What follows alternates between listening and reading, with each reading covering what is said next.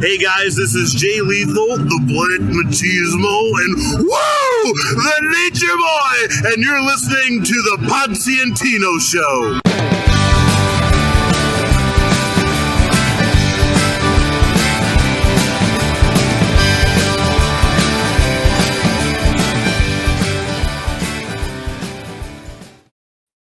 Ladies and gentlemen, boys and girls, children of all ages, the Pots and Pans Network brings to you its tag team champions of the world, the Road Dogg Tino Gray, the badass Rob Potsy Potchak. That's right, the Potsy and Tino Show. Our theme song, as you just heard, is always brought to you by Adam's House Cats, called The Wrestling Song. It's available on iTunes for the low price of 99 cents. 99. And Tino, we always start the show with a little doohickey that we like to call "What's Up With You?" So, sir, what's been up with you? Remember, You were talking about it last week. Yeah, last week. So last week it was like swollen, and I'd gone Monday to the urgent care, and they said, it's probably a bug bite. They gave me antibiotics, and they said, follow up with your provider, your regular doctor. So I went back. I went Thursday. Friday. And by Friday, all the swelling had gone. The antibiotics did its thing. It's still a small lump there. She goes, well, okay. She said, I can, Lance and get a culture over just to figure out what it is, right? So I'm like, all right, cool. So in order to do that, obviously, I hate needles, so they had to numb it because they're about to slice me, right? So I'm like, all right, fuck. You're going to feel it's pinch, burn, because like that, it was like the lidocaine, whatever, to numb it, and it was something else to, Yeah. So I'm like, all right. So she does all that. I'm like, I hate needles. She slices it. She's putting the needle, so she takes the needle, she puts it back in there, she puts the cover on it, and all of a sudden I hear her go, oh. I'm like, what? Do you have baby spiders in you? No. Apparently, when she put the lid on it, somehow, freak accident, the needle bent, and it broke through the thing, and it poked her. So then guess who had to go fucking do HIV and hepatitis? Wow. just to make sure I didn't have that. And then she goes, oh yeah. And she goes, last time you were here, you were supposed to do just regular screening. But I had to be fasting. I wasn't fasting, so I didn't do it.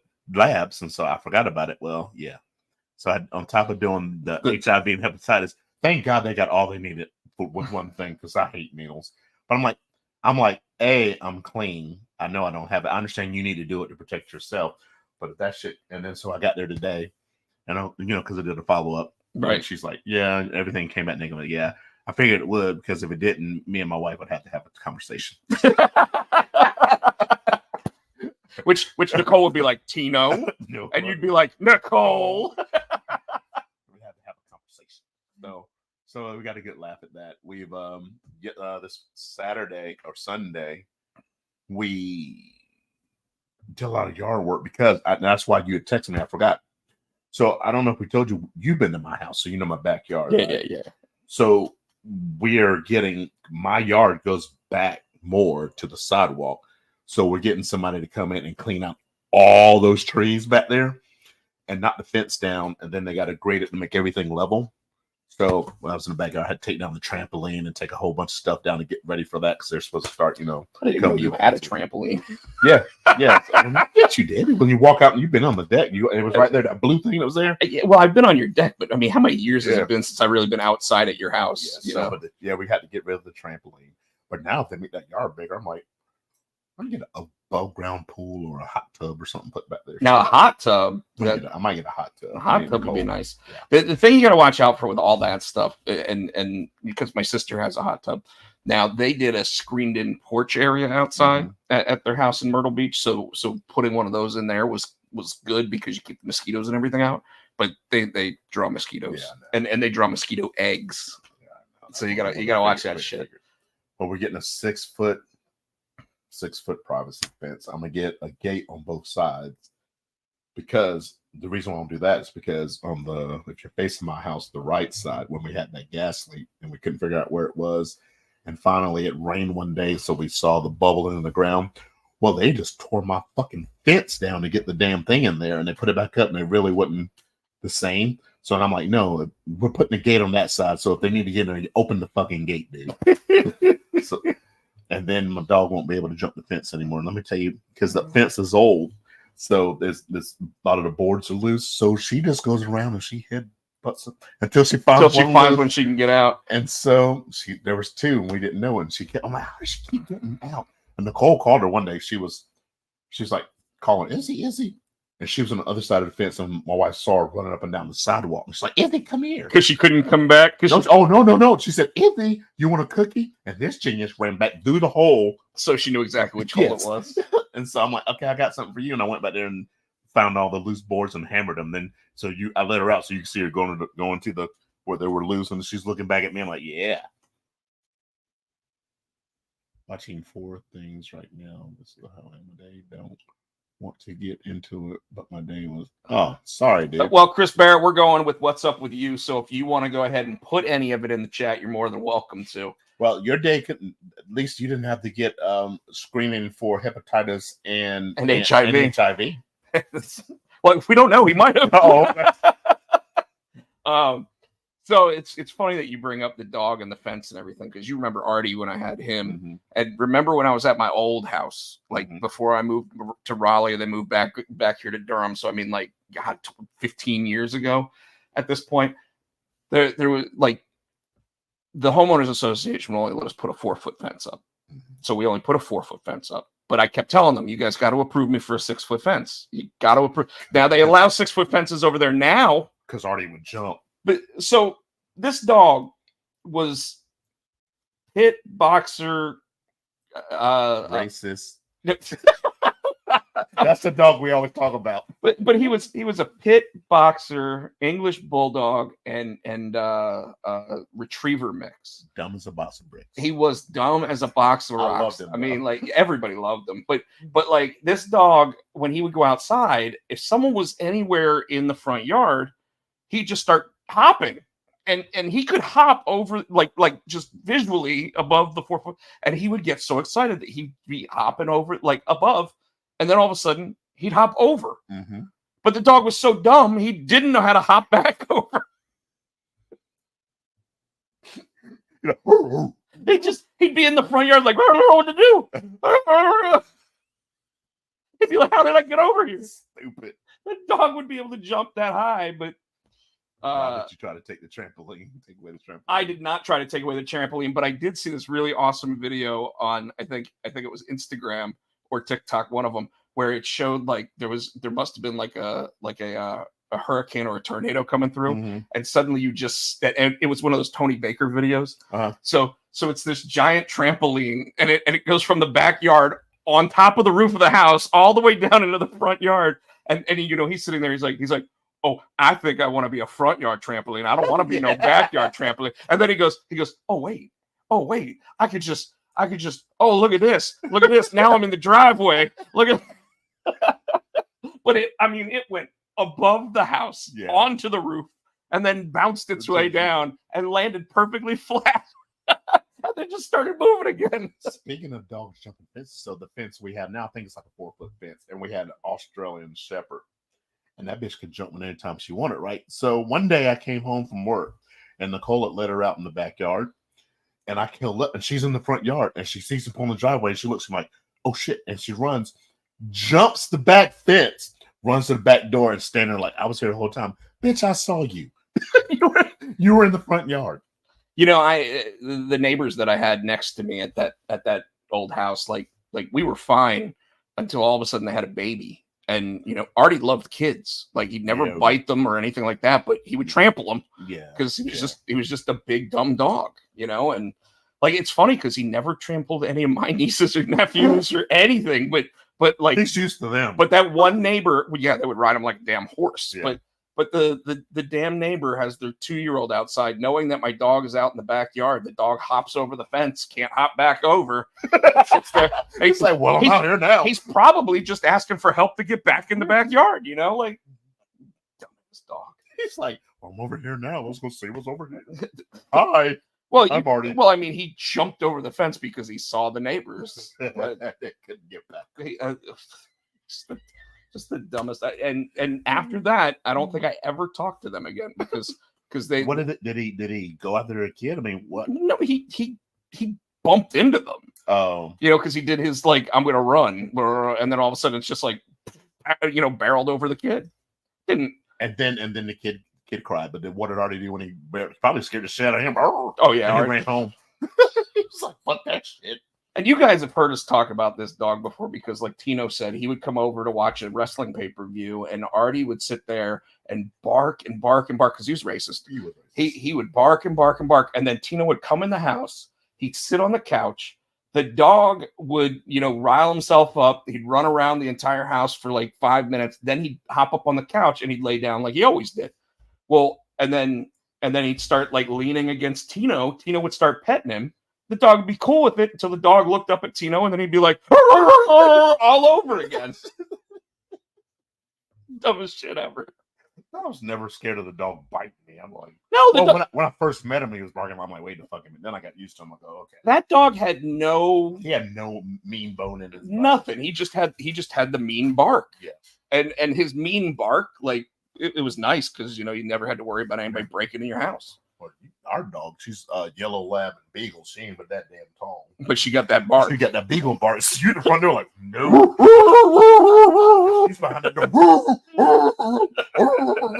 And I open the door and people are like, that came from her? I'm like, yeah. Did you see that other video I sent you today where oh wait, no, you sent it to me. The cats. The cat and the dog that was Street Fighter. He sent me this video of a corgi and a cat, and it's like round one, fight, and all of a sudden you just see the cat like go skippity pat all over him, and then the dog just goes and it just keeps spinning around in circles, and the cat's like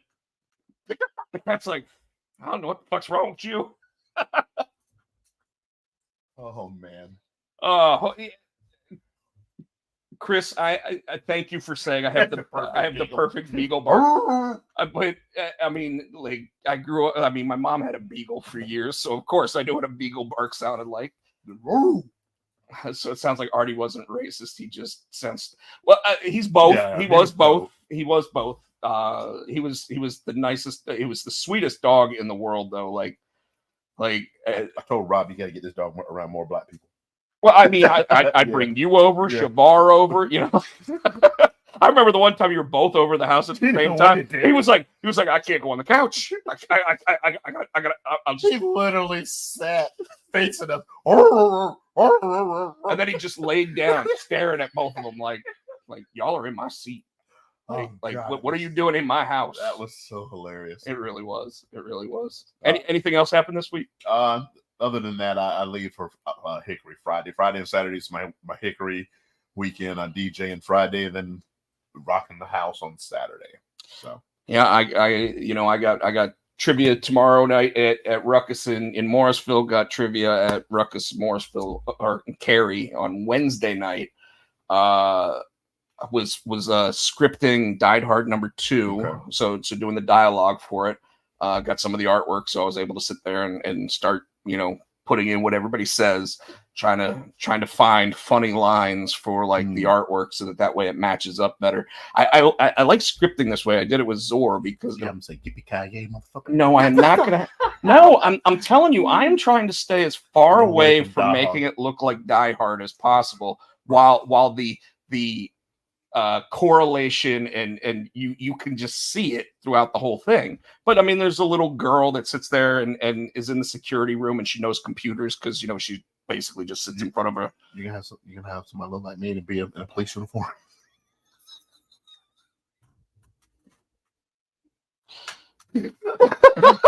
Call you Tino Winslow. That'll be the new thing. It'll be Tino shows up in every comic I do. and then I just keep going, well, I'm just trying to get you a movie role. I'm just trying to get you the movie. No. It'll be Carl Jones. Tino Jones. Tino Jones. So yeah, I was dialoguing that, and I really like the process of plotting out the whole issues, and then when the artwork comes in, actually putting the dialogue in. Because because when you actually see the art, you can sit there and sometimes like a joke that you didn't initially write, you sit there and go, oh, I gotta write this joke now. And so you do stuff like that in there. Did he bark at only Tino or just me and Shabar? I think it was the only 2 black people you brought over. At that house, probably. Probably, yeah. Or well, not even the house, but well, actually, yeah, you guys both came over to the house. Yeah. But I mean, even when you moved to the apartment, even the apartment, it was still, I'm like, yeah. I mean, the only other people that I think ever came over there were like Nikki, Chris, you, Shabar. That was pretty much it. Yeah. Didn't have a whole lot of people in his house. I really don't like having a lot of people at my house. I'm not one. So I'm not one of those people that ever does like a. I think the biggest thing you do is like when we do wrestling. Then there's only like 5 people. I think you do at max. I mean, I'll invite more people, but only 5 people end up showing up. You know, but yeah, I mean, like I think for Mania the one year we asked like 8 people and like 4 people showed up. 5 we had a bunch of people. Yeah. But back when it was only one night, we would get more people. But now it's 2 nights. It's like, and I just come because he goes, I don't even remember giving you the key. Give me a key when he moved in. He said, here you go. I'm like, okay. And he forgot he gave it to me. To here? To your house. Remember, because I always used the key. And you finally realize, like, wait, why are you using the key and not the code? I'm like, because I don't remember the code. I just used the key. What's funny is I think I only had 2 keys. I think you got one of them. I don't remember why you gave it. You said, here's the key. I'm like, oh, okay. Well, because you were going to be over here more often than anybody else. Yeah, sure. So, but yeah, so yeah, Artie would just do that with every black person. He didn't really like, he would bark at everybody, but then he'd stop barking at the white people. Chris Spirit said I had a copy made. No, he gave it to me. I physically gave him one. I think I gave it to you the day I moved in. So, you know, and yeah, I think I had 3 copies made because I think I gave one to Shane Michelle. Yeah. Gave one to my sister as well because I mean I have access to their house, they have access to my house, it's whatever. Because they drop dogs off over here and whatever. And a lot of times I'd beat you here sometimes. Oh, you back? Yeah. So I'd be here. So he'd come home and I'm like playing PlayStation or playing PlayStation, TV. Watching YouTube. Yeah, so I'm like waiting for him to come home. Oh my God. Then this Sunday, I guess I am going to the DPW show with our good friend Blitzball Champ. Be back and to or what up, Fire and Ice? What? Another reason I couldn't make that because I'm coming back Sunday, but also my mom's having, I forgot to say this too, my mom's having the surgery Friday. Remember when she was in a wreck? They found an aneurysm, and they were like, while they need to get rid of it, they had to give it time. So this Friday is the time they're doing it. My sister's coming Wednesday, so we'll do that. So early Friday, I'll leave from there because my sister will be here, and I'll go do what I need to do.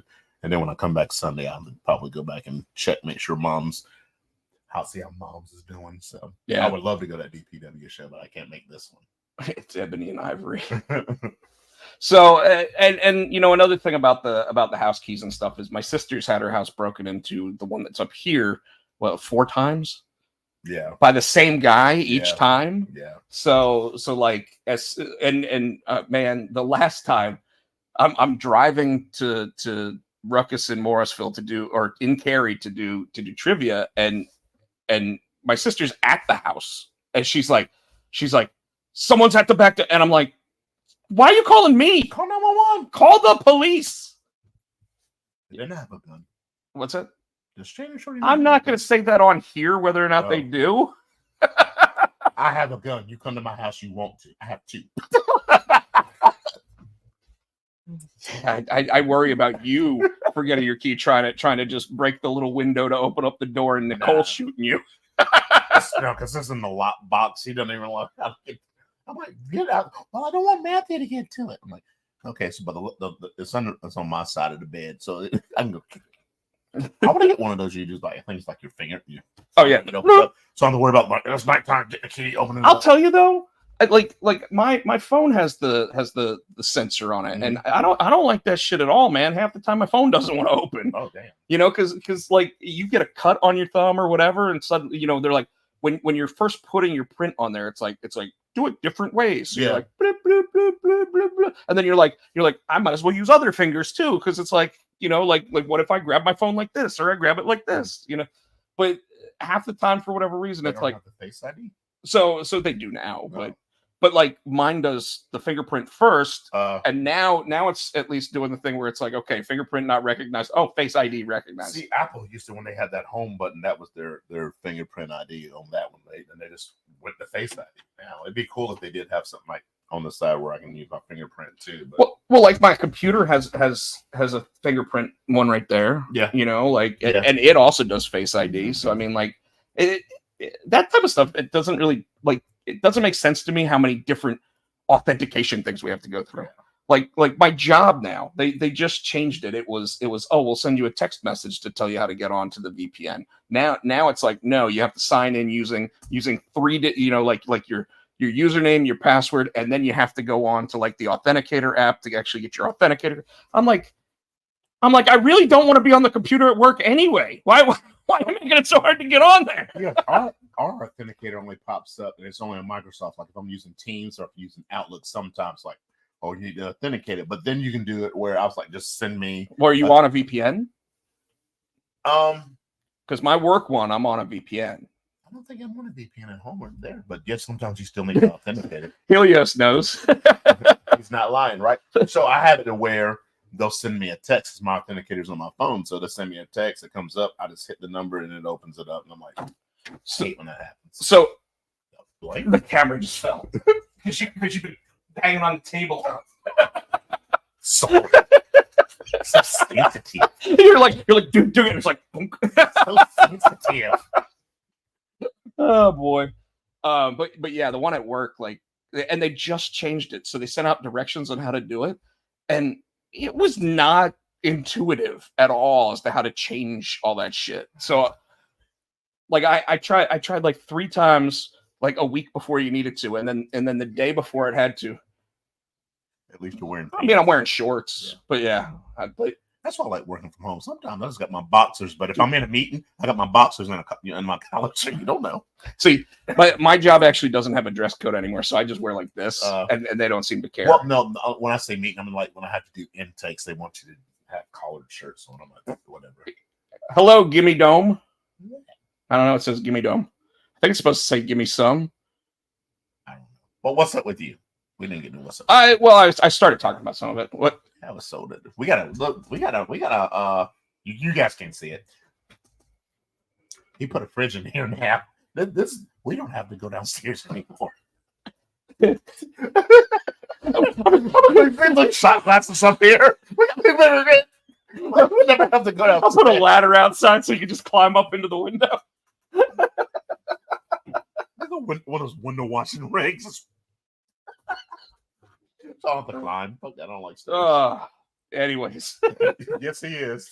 He said Rob's living his best life. Yeah. I like my house. I do. I've got tons of boxes of stuff that like I've unpacked, but I haven't gotten rid of the boxes, and so I'm kind of afraid to, because like oh, do you want a coaster? Yeah, no, you want to put it on your. There you go. Right. I got these. We've got one dumpster for everything. Yeah. So I don't want to take TV boxes outside. I don't want to take, I don't want to take that stuff outside because then all of a sudden, like before I moved in here, I did hear that one of the previous owners got robbed. And they took everything. Yeah. So I was like, yeah, I really don't need that. So I don't take the boxes outside for that stuff. So what do you do with them? It's like right there. I mean, Well, that's damn. There's actually a TV in that box, so. You could have told me. I'd have brought the truck. I'd put it in the damn truck, taking it to the dump. Well, I want the TV. They wanted a little. The big one. The little one's the monitor box. But yeah, regardless. Anyways, so yeah, not too much is going on with me. I'm gonna miss a meeting tomorrow about a comic book project that we've been working on trying to get launched. Oh, if you look behind you over here, you'll see the Mark Spears Monsters comics up there. Oh yeah, they come out on the 25th. That the white one with the Wolfman. If you want to grab that one, this one. Yeah, this one right here. I'll try to make sure everybody can see it. The metal cover. of issue number 1. There's only 3 in existence, and it is like one of them's available on the website. They've got it available for $999. Shit. Because there's only 3 of them. Then there's the regular edition, which again will be available on September 25th at your local comic shops. It's the number 1 selling creator-owned comic book that KeenSpot's ever picked up. I didn't do anything on the book except bring it to KeenSpot. So I'd say, so who is Mark Spears? I figured. So Mark Spears is an artist of. He originally was working on trading cards, and he actually created a series of trading cards called Mark Spears Monsters. If you notice, they look very similar to your old Universal monsters, but he does have an entirely original story behind all the characters. Kind of like what you did with Junior High Horror. Kind of, except more along the lines of those characters right there. I think are all public domain at this point, so he can use one that looks like Dracula and call it Dracula if he really wanted to. So. There's just different things that you can't do, like for whatever reason, Universal's got the bolts in Frankenstein's neck or trademark, so you can't do that kind of thing. But anyways, he was doing a trading card series, did a Kickstarter for this comic book, and literally, I don't know, 8 months ago or something, he posted on Instagram that he was looking for a publisher to pick it up to put it in comic shops. Well, Alan from Ultimate Comics around here actually messaged me out of the blue, and he's like, hey, you guys really ought to consider picking this book up. And I was like, I'll take a look at it. And so I started messaging with Mark and was like, Mark, I really think that, we could be the partner that you need to do exactly what you're asking. And he's like, well, what kind of deal do you get? So I told him what we do for creators, which is like 50-50 on profit.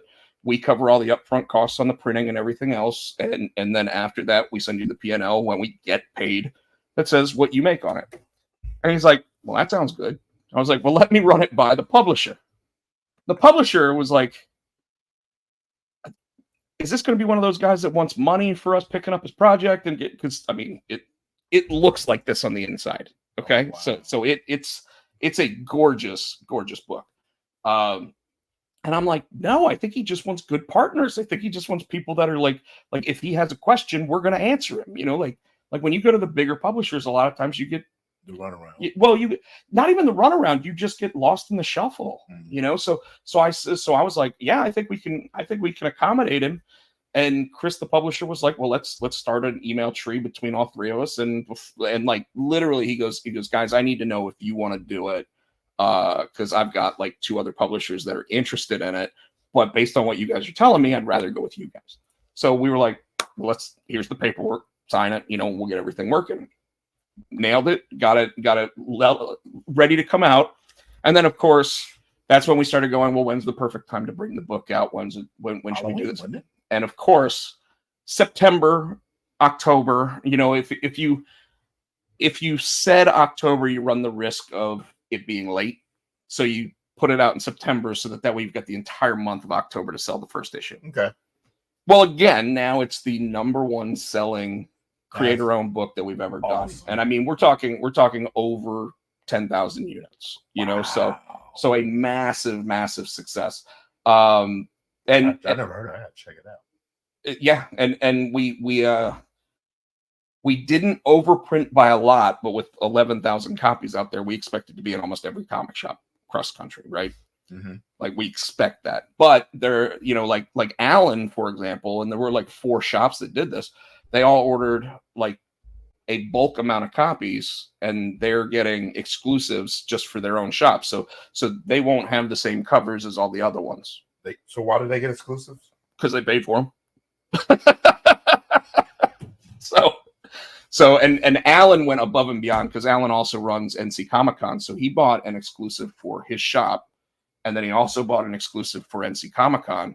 And then he went even further than that, because then he asked, hey, is there any way to get foil covers, and is there any way to get metal covers done for the issues that we're also getting? Will he be able to set up a table, or do you have to be like, so I don't want to say no, you know what I'm saying? Like you're a known commodity.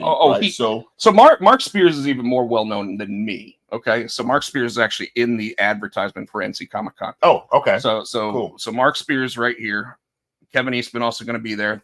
Creator of the Ninja Turtles, 40th anniversary of Ninja Turtles this year. So he can get it. Okay, that's so fascinating. How does somebody like Alan was so excited about Keenspot picking up the book that he made Mark a special guest at the show. He's bringing him to the show. From where was he live? I don't know. Oh, she's not probably up northeast. Okay. Probably up northeast. But he's bringing him down specifically for the show. Awesome. And Alan's so excited with it that like he's asking about doing exclusive covers for like issues 2 through 6 now. So we'll see if we've got anything special lined up for the local shops here. But look at you helping somebody out. And hey, I mean, I got a $1,000 comic book out of it. So, but the way that came about. So we were talking about all the different covers that we were doing for the book, everything, and I'll try to speed this up for you. We were talking about all the special covers for the book, and then the idea of putting one out for the Keenspot shop came up, and so we decided we're going to do 50 of the Keenspot shop one, which is the exact same cover, just a regular cover, right? And I think that one's $20, okay. Right? But then I sat there and I said, hey, now that we know that the orders have hit a certain level, what if we did the Keenspot shop cover, but we only do 3 of them, one for Mark, one for Chris, one for Rob, and we basically make it our gold record. And so literally we did 3 copies of it, and it's like our gold record. You got one.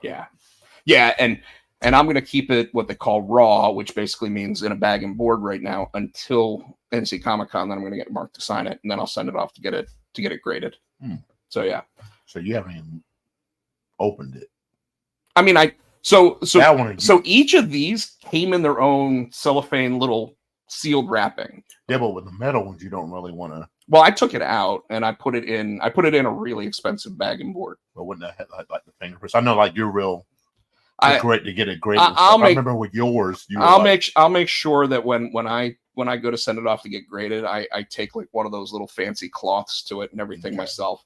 Because yeah, I if I'm sending it off to get graded, I want it to come back as great as possible. So, but yeah, so those are the exciting things with me. Obviously, like I said, I was scripting and dialoguing issue 2 of Died Hard. So Jay Hammond's working on the artwork for that. I just approved all the artwork so that we can get the colors and everything done. Just sent over the revisions for the first issue to Micah Myers, who's lettering the book. He's a Ringo Awards nominated letterer. So I mean, like one of the best in the business.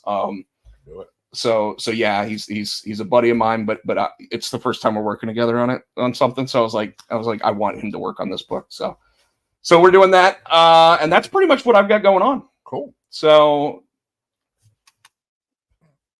have you pulled up the results? No, I can't. While we're doing that, let's do. Let's talk about this. Yeah. That one hurt me today. So, folks, normally, we don't normally talk about when someone from like non-wrestling, like celebrity wise passes away, but this is a big one for me. Well, it's a big one for all of us. I mean, like this is part of our childhood in multiple ways, because obviously he was the voice of Darth Vader, and then he was also the voice of Mufasa. So I mean, like 2 major movies from what like I know that you were actually born when Star Wars came out, but you probably didn't see it and knew about it until you were like 8 or 9. Yeah. Me, I know that I became more interested in it by like 83 when I was like 6 years old and was getting the Return of the Jedi action figures. But I mean, like how iconic, and I do want to say that we should be happy and celebratory of his life, not really upset about his passing. I mean, he was 93 years old. The voice. This is CNN. That was he was the voice of CNN. I actually met him once. He was in the Poughkeepsie area when I lived in New York. So I was like 13 years old and I met the guy. I was like, oh, cool. Yeah. It's like, why does that voice sound familiar? Yeah, once you hear that voice, you know who it is. Field of Dreams. Field of Dreams. He was in a bunch. I think was he in Gilbert Grape? Was he in that one too? No. Yeah, no. No, I don't think he was in that Not one. that one. What's that one he was in? I'm trying to think. He's been in a bunch of different movies though, and it's just Yeah, I mean, yeah, like, it's that voice. It's like it's iconic. Iconic. You got James Earl Jones and you have Morgan Freeman. And yes, You know what I mean?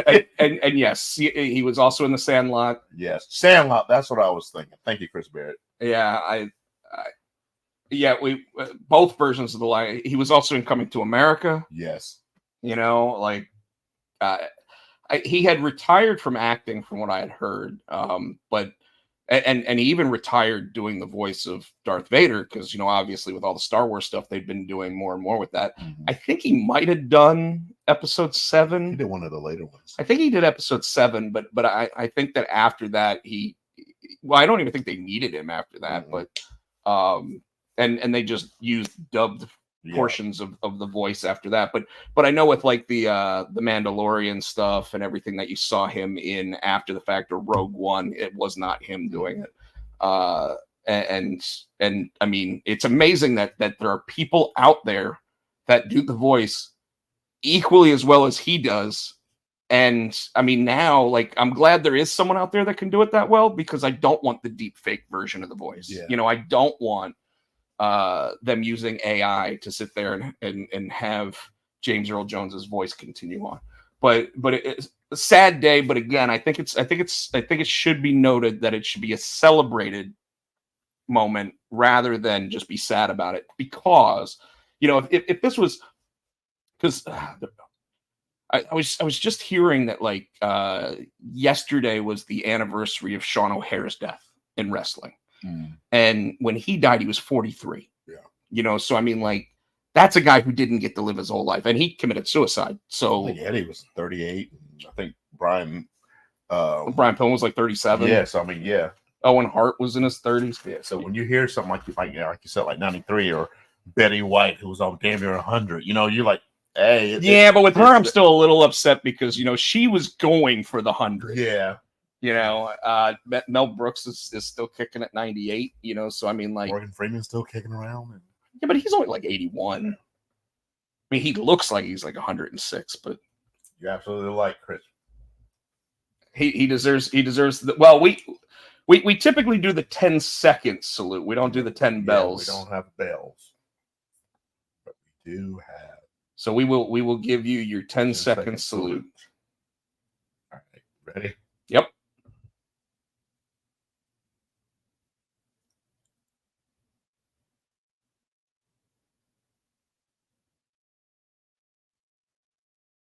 All right. That one didn't seem as long as it normally I don't know. I was looking down at it going, this seems long. Oh, that didn't seem long as they normally do, but yeah, so that was yeah, she did tempt fate by having the 100. I mean, she lived through 100 years. She just didn't make it 100 straight years. Like, yeah, she didn't make it to her birthday, and she died like not too long before. She almost made it. Yeah. So now watching the when they had that, I think I sent you what her and Ryan Reynolds doing a movie together, talking dirty. She was like, when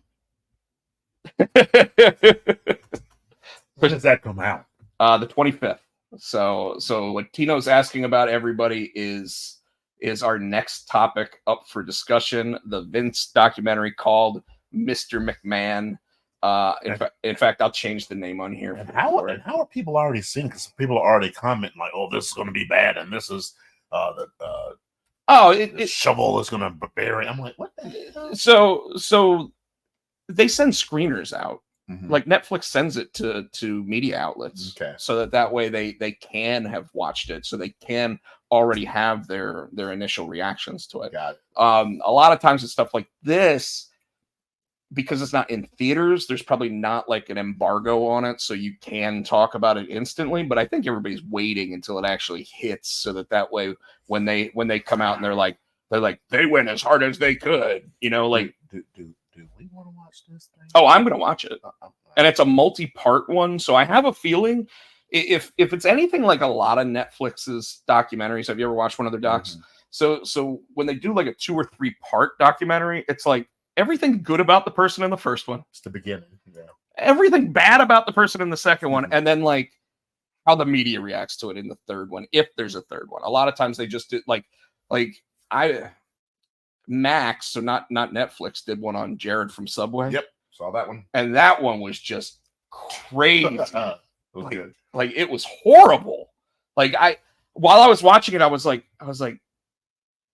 this just doesn't sound like it could have ever really truly happened, and yet it did. Barrett said he thought it was 6 parts. Is it 6 parts? It could be. It could be 6 parts. I mean, you are talking about a 50-year career. Yeah, it could be. You know, and I mean, if they really wanted to go into Vince McMahon, they're going to go into how he had to beg one of the professors at ECU to actually like pass him, so that he actually would get his degree. They could start there, then they go into that. I forgot he went to my alma mater. Yeah, then they go into like he didn't actually. His dad wouldn't let him into the business. Yep. Then he finally got him to, okay, I'm coming into the business as a commentator. Then he had to promise his dad when he was buying the business from him that he would never actually like screw over the other promoters. And what was the first thing he did after he bought it? Screwed over all the other promoters. So I mean, like there's a lot to, and I mean, when it comes to Vince McMahon, there's also a lot more, there's a lot more stuff with like, when he went with Ico Pro, the obviously the steroid scandal is going to come up. The trying to do the World Bodybuilding League is probably going to go to the World Bodybuilding XFL. Federation. The XFL would definitely be something that and that one you get to talk about twice if you really want to. I think they ought to talk about the Brawl for All, how stupid that shit was. No, they don't. They don't need to do that anymore. But like everything that Vince McMahon has gotten his hands into at some point, movies. Hell, the Ashley Mazzaro story of her being in like India or something, and then all of a sudden she disappeared for hours. Nobody knew where she was. Then when she woke up, she was like, my body was in so much pain. I don't like it. It was like I'd been operated on. And of course, they're going to hit with this last little bit. Well, I think that's going to be the main course. I don't, and I think it's don't. I don't because I don't think that. One, I don't think people from the WWE can talk about it. Good point. So, like it's going to be something where it's probably going to feel more like a puff piece at the beginning. And then all of a sudden, like that last episode is going to be like Bill Simmons sitting there going, and this is what we know. I just think that they're gonna hit hard in the last episode. If it's 6 episodes, I expect 1 full episode based on the Janelle Grant stuff, and not just Janelle Grant, but like something that they could talk about because WWE really hasn't talked about it is the airplane ride from hell. He said that they're going to feature Benoit. You think they actually did show like the car blowing up and everything, which obviously happened the night before they knew about what happened with Benoit. Yeah. So yeah, that they are definitely touching upon that stuff, and I would think that they'll go into asking him about the different tragedies that have happened in the industry. So you think McMahon will be in this thing? Oh, McMahon's interviewed. Oh shit. That's why like this was supposed to come out. I want to say like in like March, but then whenever it was that the Janelle Grant stuff came out was like right before this was supposed to come out. So this was done before. But they pulled it and they said, oh no, now we need to touch upon this stuff. So they held on to it for like another 6 months, and that's where I think a whole nother episode comes from. Yeah, there's a bunch in this that's going to come out. And when does it come out again? The 25th. Okay. Which, yeah. 25th is a Wednesday, so it's 2 weeks from this Wednesday. That's kind of weird. Netflix doesn't normally drop on like Wednesdays, but I guess they have been doing like different day drops now. So because I did notice that some of the stuff that I was watching was like, oh, dropping on Tuesday, and it's like, what? Like Axel AF, I think dropped on a Wednesday. Usually they drop like Tuesday at midnight. Yeah. So that's Wednesday. Yeah, or whatever. So but I am excited to watch it, not in a good way, but because Bill Simmons is known for actually trying to really I mean, he worked at Get into ESPN it. for a ton of years. Then he went to HBO. He did the Andre the Giant documentary for HBO. I watched that. So I mean, and that one, they kept Andre in a really positive light. This one, I don't know I know that what would they said bad about Andre. Like, I don't think they did. That's what I'm saying. That's what I'm saying. They couldn't have, but McMahon. Oh, I'm sure there's plenty that they could have said that was bad, like him shitting on people in the ring. No baby oil. What are you doing? I'm farting. At least wear the muffler. Yeah. Oh man, when they were talking about him eating like escargot and drinking 100 beers. Well, they were saying too, like if Rikishi liked you and he did the stink face, you get a clean one, like not baby powder. But if he didn't like you, he just made sure that he went to the bathroom before. I heard something about the Undertaker podcast this week where they were talking about like I love that when they were gonna slop Sonny with with Midian's slop. He's like, now this bucket's going on Sunny tonight. Nobody touch it, and they leave it in the locker room for like 2 hours. And then they said, yeah, we think there was shit in there and piss and everything. No, they called it biological. Yeah, they did biological material. My favorite one is when they were doing Mark Henry. I think I sent you the clip. He's like, yeah, they sent me. I got in trouble and they sent me to Canada because I threatened to kill Shawn Michaels. And Undertaker went, you see how he just said that? Because he was like, I was going to kill him. Well, and in Mark Henry's defense, he was bullied a lot as a kid, so he had that demeanor of when he got bigger than everybody. If you made fun of him, he got mad. And how you gonna make fun of that big motherfucker? Shit. It's easy to make fun of somebody. It's not easy to make fun of somebody to their face. I would make fun of him behind his back and get scared to get back to him. No, you've seen the picture where he was holding his hand up to me. Mark Henry.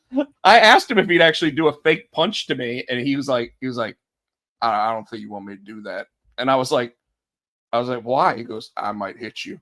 And I'm like, well, can you just bow up then? He goes, all right. He goes, I got anger issues. I might accidentally hit you. I mean, yeah. So Benoit was a week after the limo. You're right, and I always get that confused because they make it sound like with revisionist history that it was immediately after. Yeah, they're like they did. I think. Oh, they did the explosion on Monday. That happened on Sunday. Remember, they found him Monday morning. Yeah, because they had a pay-per-view, then ECW pay-per-view that week. So that's what happened. The explosion was the Monday before, and the following Monday they were supposed to do the follow-up, but all that shit went with Benoit, so they stopped the show and did the. Well, and McMahon actually came out on TV, so it was like they were supposed to say that McMahon was dead. Yeah. What was really weird was that was also when it was like win Vince McMahon's money, and he would actually they would actually call people. Yep. You remember how weird that was? Yeah. And it was like they had just announced like a $250,000 winner that I don't think they ever paid out because Vince blew up that night, so he couldn't spend his money. That's wrong. That's Vince McMahon just ribbing everybody. What is that? Hey, where's my fucking money? He ain't dead for real. All right. So here we go. All Out reactions. I did not watch All Out. I was going to. I was so distraught after the Notre Dame football game this weekend, losing to NIU, number 5 team in the country, losing to a nobody, and looking damn near anemic. Like they just looked like there was no iron in their veins at all. With that said, though, Tino, I said to you already that I'm kind of glad I did not watch this pay-per-view. And you asked me why. You little bitch. Wow. I was gonna call you a little bitch for your I don't like needles. You little bitch. Yeah. Okay. I'll go grab a needle. Oh wait. That happened at the pay-per-view. I didn't see the pay-per-view. So all right. So you know me. I'm okay with violence. I'm okay with just dump stuff everywhere. What is wrong with you? Yeah, it's empty. It still means that there's still drops in there. You know that. And there's a comic book sitting on the counter. In plastic. Open. Anyways. Where it fell was right there. Just leave it alone. Closed. Just leave it alone. So So I really don't have a problem with violence or anything. I don't like chair shots to the head. I think at this point there's no real need for that in the industry. They had kind of went away from those for a really long time, and it really feels like Tony Khan is just sitting there saying, "Fuck your concussions," when he allows for that stuff. Just like with the tombstone pile drivers that they allow on a weekly basis on AEW, when WWE has pretty much said, "Hey, unless you're the safest guy in the industry, like the Undertaker, you're not allowed to do that anymore." They still do pile drivers, don't they?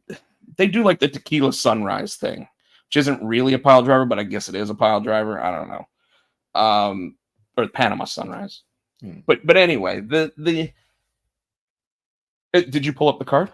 Yeah, so there were some really, really violent things that went on during this pay-per-view that probably just went, like, if you're going to do one of them, I guess it's okay. If you're going to do them, do multiple ones throughout the night, it's almost like they're going, yeah, we don't want kids watching this,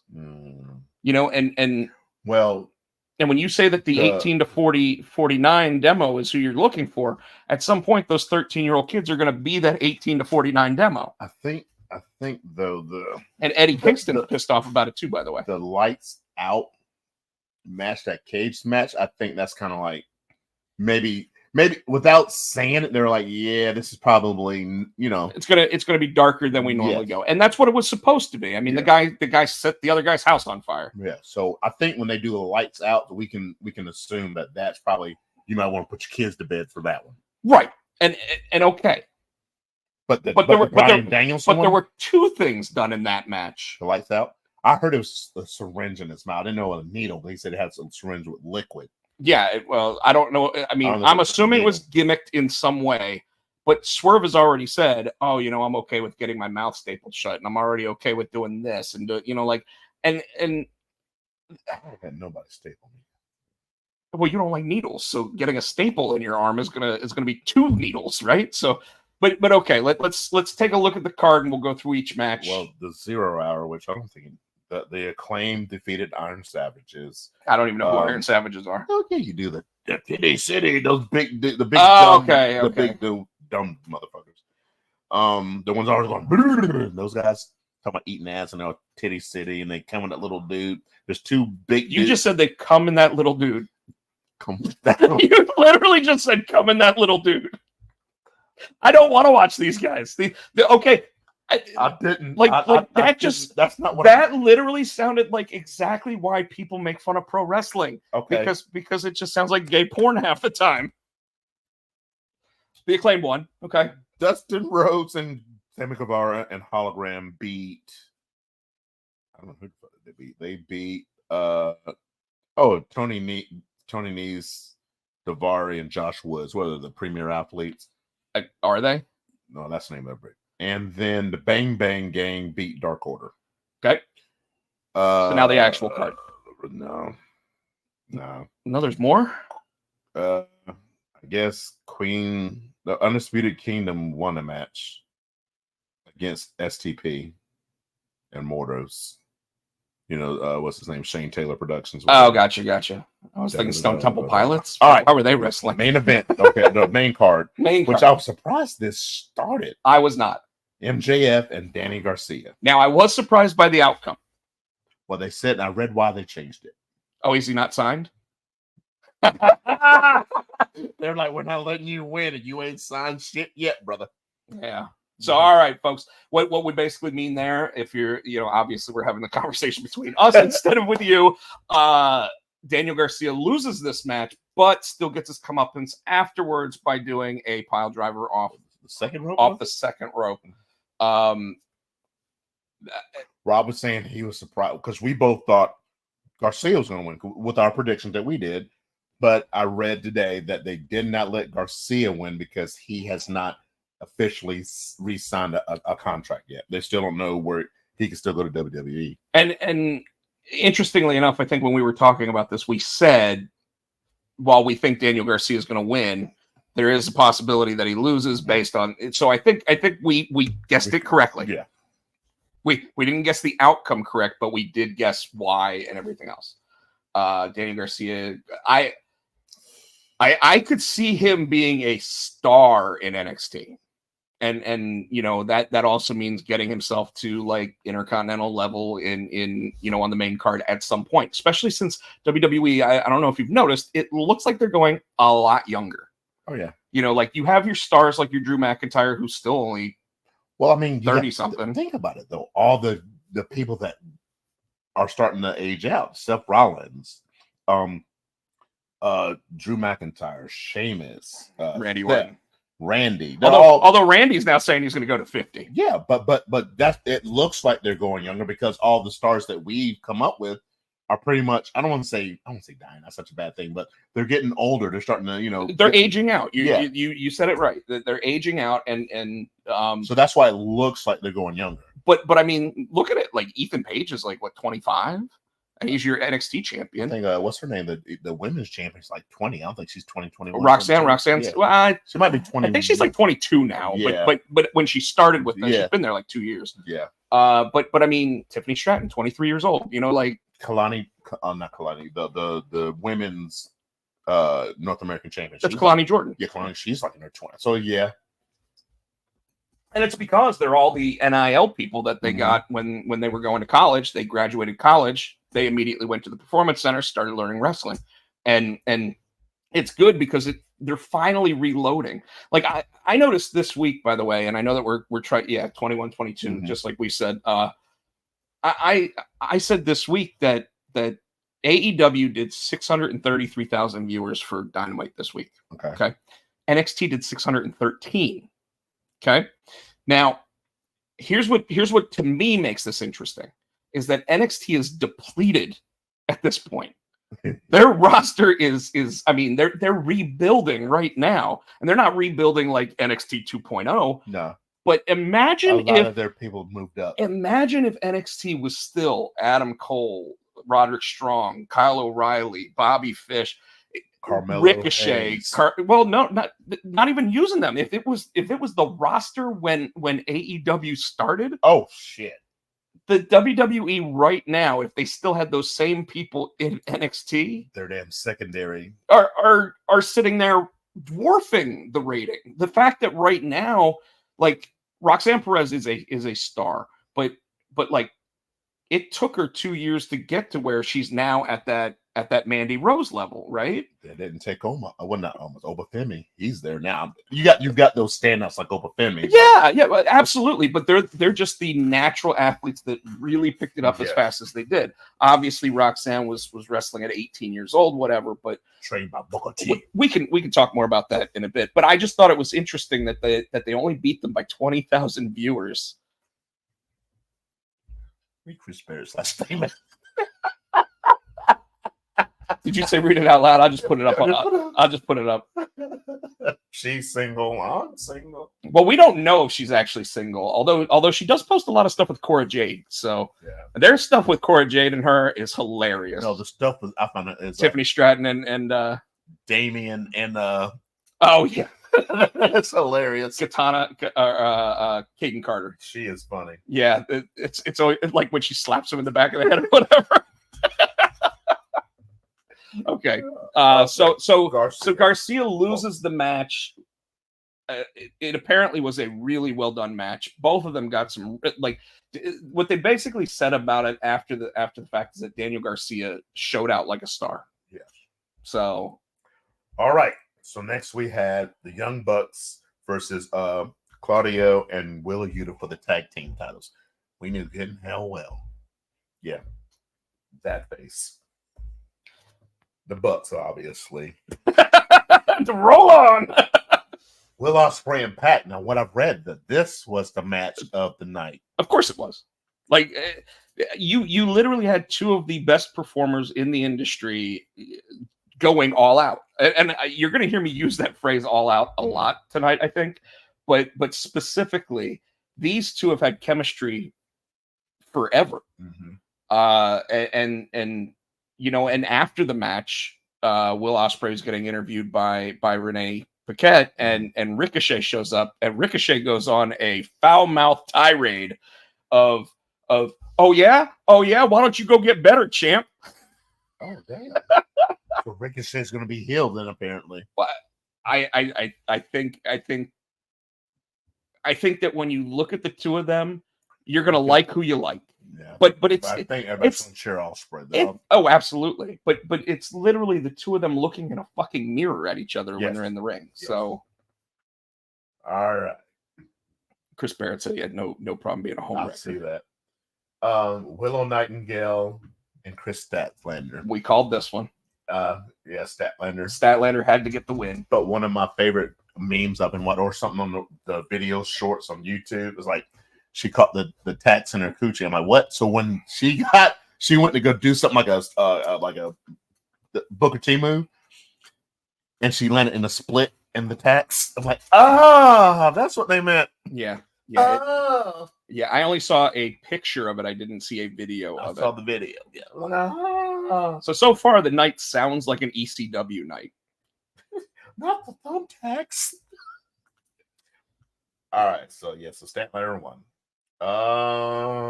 Which is good because she needed the victory. Yes. Okada, Cassidy, Takeshita, and Briscoe. Exactly who we thought. Okada maintains the championship. Okada showing himself as the best sports entertainer that AEW has, even over your favorite learning tree. Yep. Mercedes Moné and Hirakawa Shida. Exactly what we expected. Moné wins the match. We apparently it was better than her match against Britt, which I'm happy to hear. Okay. There was a lot of stuff in our Facebook group about it, which made me think that Moné got hurt, but I don't think that's the case. So good for her. She's now made it 6 months without an injury. Mm-hmm. And I'm not trying to wish injury on anybody. I don't want anybody out there in the audience thinking that that's what I'm doing, but her style is rough. I don't like her finishing move. She did hit her finisher for the win.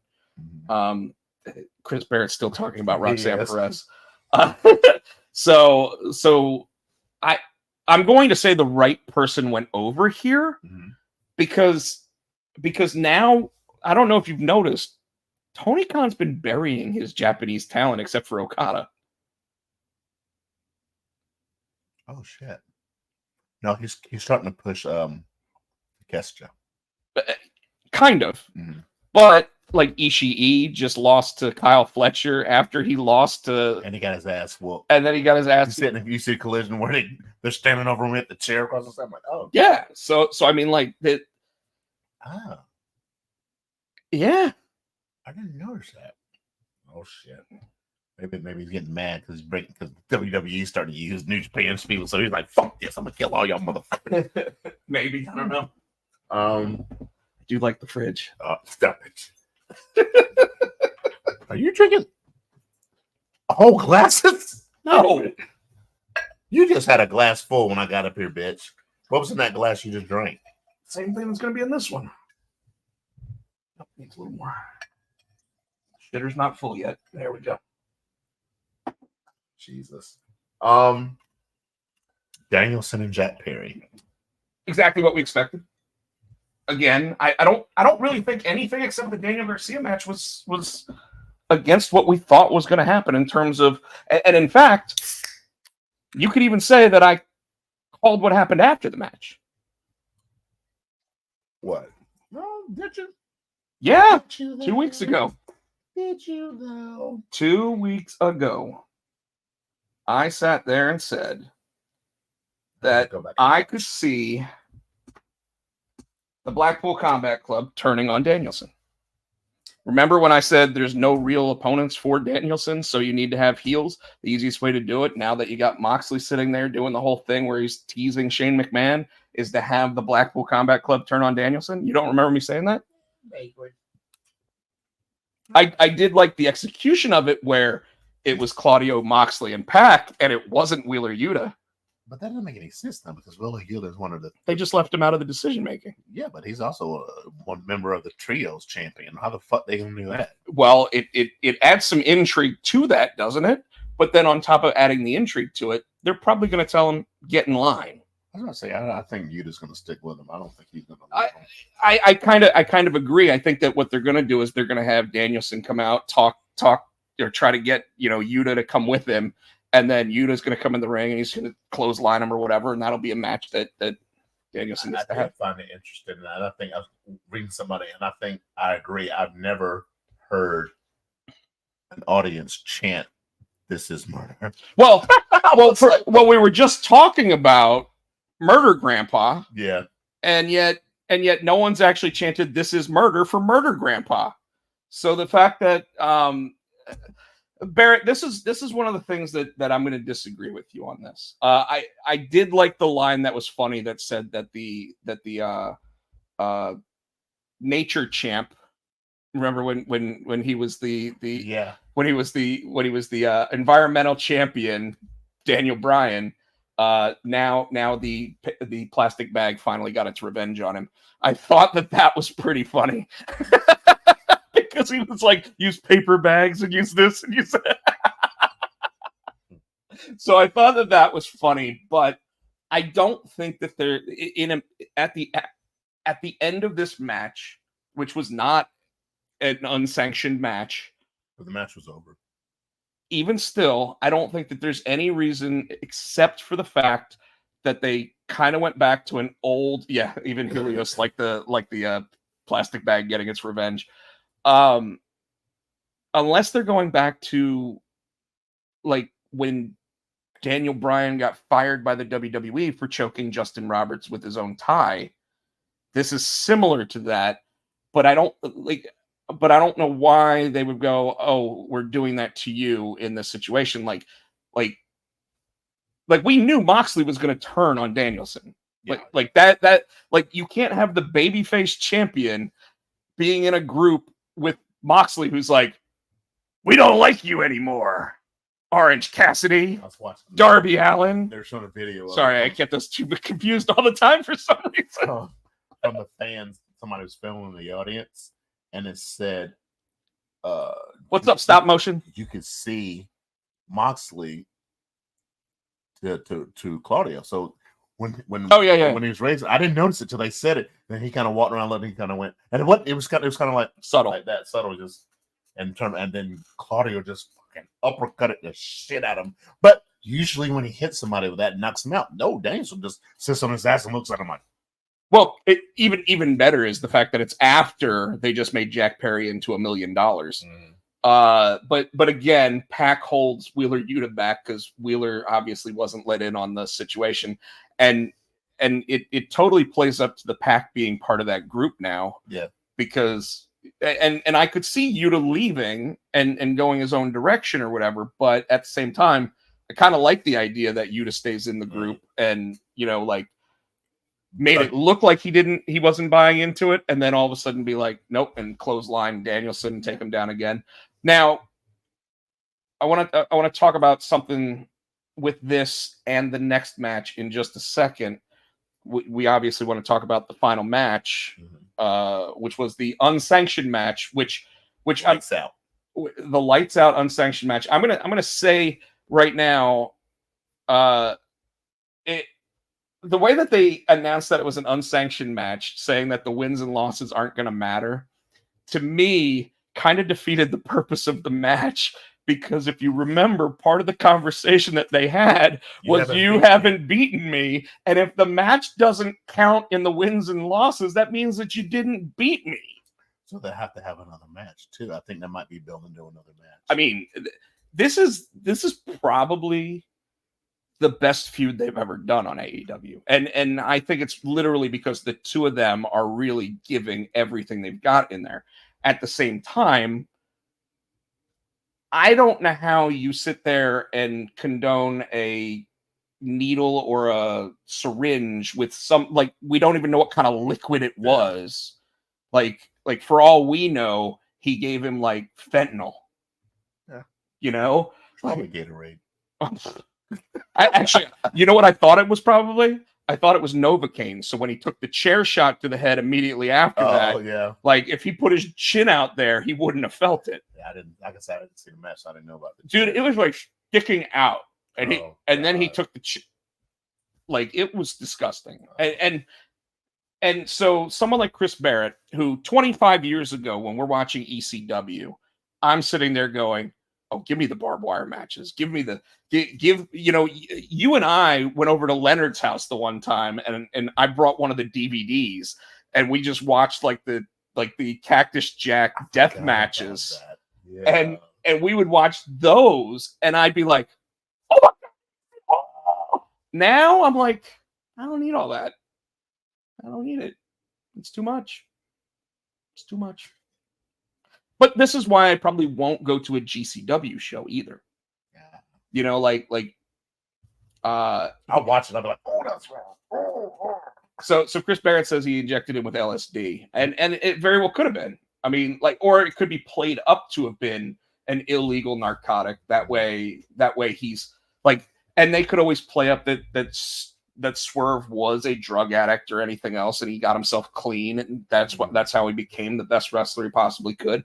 And they go, and now he's got to go into rehab again or whatever because. Well, they're saying that that because he signed that deal, they put in this, he gets a break notice because he's been carrying, and they said he's a made man. He's upper level. He's upper card now. And I agree, and I think this is why you had to reignite Hangman, because I think Hangman was just kind of like dwindling in the winds, drizzling shits over here. So when Swerve comes back, I think that's going to be and you do it at whatever major show, obviously Full Gear or but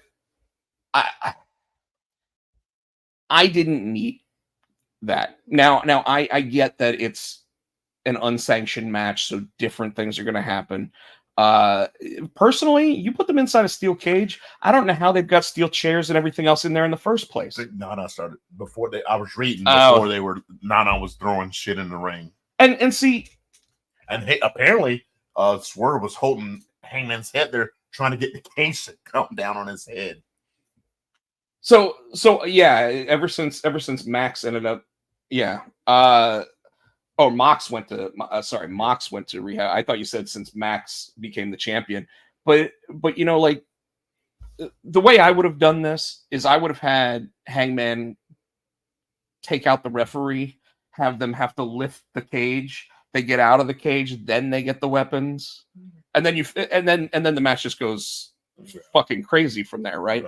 But that's kind of how I would have done it for the playing up the whatever side of it, but I don't know. I don't know if you need to have a syringe that you're shoving into someone's. I don't need all that. Like I don't like getting Novocaine shots when I go to the dentist. I don't want to see other people getting them either. I just don't need it. Hey, you guys.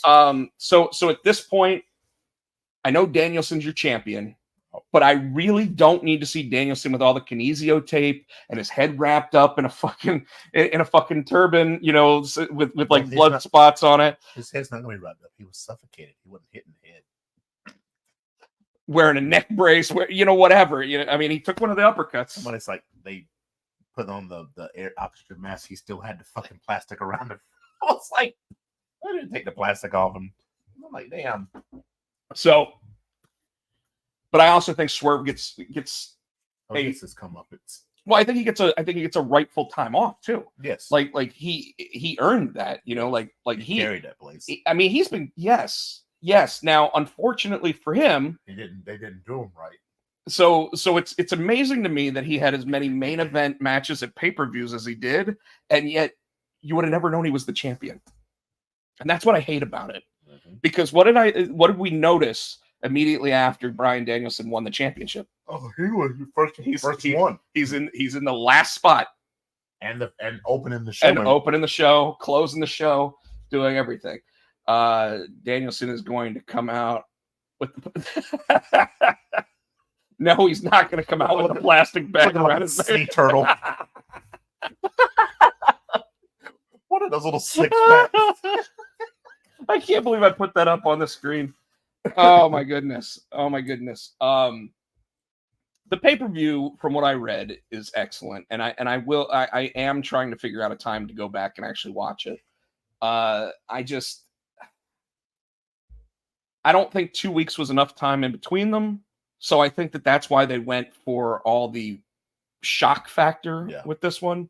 Knowing that they could have held off on the Moxley thing a little longer, which they still are. You still don't quite know what's going on, but how long do you draw that out before you actually show who it is?